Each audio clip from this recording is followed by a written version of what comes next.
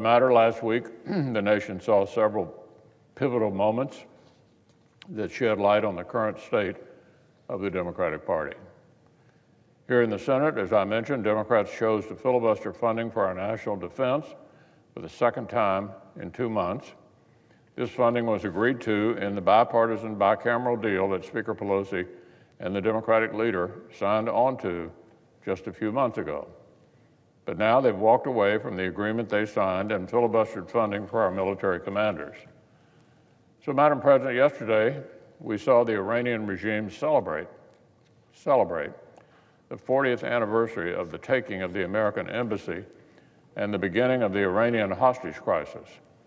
The familiar slogan, "Death to America," was on full display. It was especially sobering to watch this display and remember that our own U.S. military commanders do not have the certainty they need for strategic planning because Democrats here in Washington found it politically advantageous to block it. Over in the House, Speaker Pelosi continues to stall the U.S.-Mexico-Canada agreement. USMCA would bring tens of billions in new commerce and create 176,000 new American jobs, but House Democrats would rather pursue political theater. So American workers and farmers are still waiting. However, while our Democratic colleagues block these bipartisan priorities, at least they're not shy about what they do support. We've seen what Democrats prioritize. We remember the Green New Deal, an effort to grab unprecedented control over American families' daily lives. Designing, building, or furnishing a home or business. Democrats want Washington to dictate how you do that.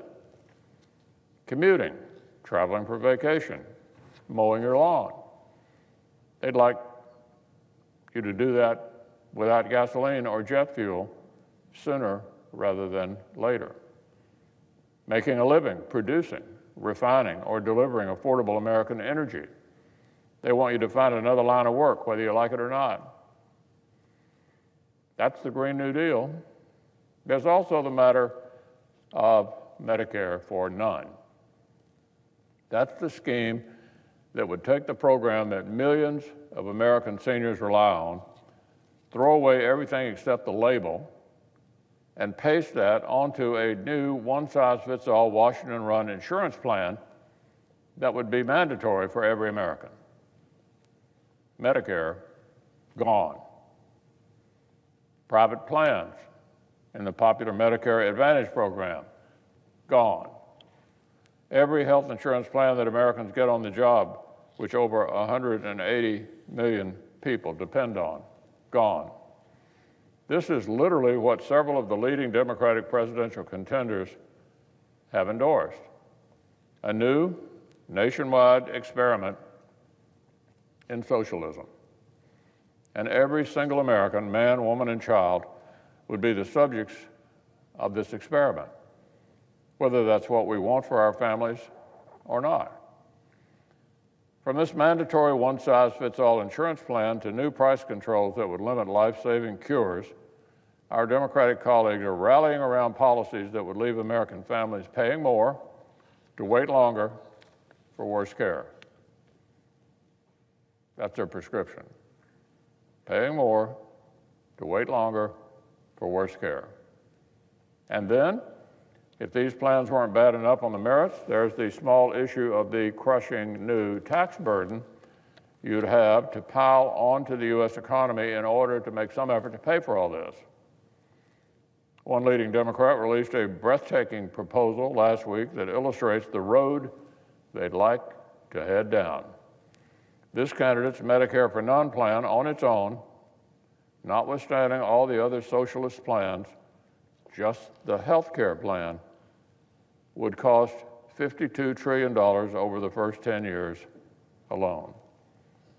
That's the candidate's own estimate. $52 trillion over 10 years. Even after cannibalizing everything the government currently spends on health care, the plan's author admits there would still be a staggering $20+ trillion left over to finance. Other experts say it would be more. For some perspective, Madam President, if you add up every cent that is deposited in every commercial bank across the United States of America, that's about $13 trillion. So you could literally seize every dollar that Americans have deposited in banks, and you'd have nowhere near enough money to even pay for the first decade of this crazy experiment. Democrats are confident they can produce this huge sum of money through historic tax increases on job creators and on the American people. An enormous new tax burden dumped on the U.S. economy that would kill jobs, depress worker wages, and make America less competitive, literally for generations to come. At the exact time when Republican tax reform has made the United States more competitive and boosted prosperity here at home, Democrats want to take us backwards and make our nation a less attractive place to create jobs. Here's what Larry Summers, a former Treasury Secretary under President Clinton, wrote about this far-left plan in the Washington Post. It will discourage hiring, particularly of low-skilled workers, and there is the real risk of an economic contraction following a sharp market decline. That's Larry Summers, the Clinton Treasury Secretary. Particularly, it would discourage hiring, particularly of low-skilled workers, and a sharp market decline. So, in order to take away employer-sponsored insurance from 180 million Americans, Democrats want to kill American jobs and bring the economy to a screeching halt. Look, I would implore my friends across the aisle to put aside this destructive socialism and join us in the current work that needs doing right now for the American people. We have a landmark trade agreement that needs passing. We have U.S. armed forces that need funding. We're just waiting on our Democratic colleagues to show up.